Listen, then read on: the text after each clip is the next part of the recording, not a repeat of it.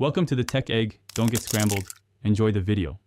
You're signed in and ready. Open My Activity. Google, and go straight to the search and filter controls.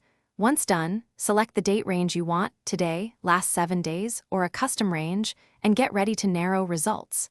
Make sure web and app activity is enabled on this account, otherwise Google Meet events won't appear.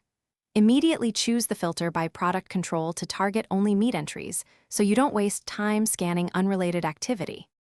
Once the Meet filter is applied, scan the list for individual call entries. Each item shows a timestamp and usually a meeting code or URL. Click an entry to see details like start time, associated device, and sometimes participants or organizer metadata.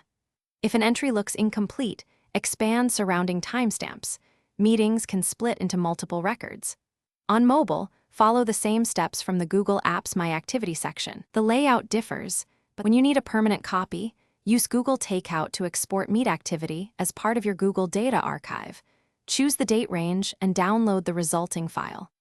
Once done, delete unwanted entries from My Activity or clear activity by date to remove records. If you don't see expected calls, make sure you're checking the correct account and that web and app activity was enabled during those meetings.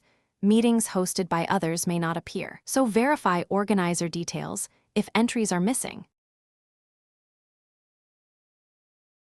Thanks for watching. Consider subscribing if I helped unscramble your problems.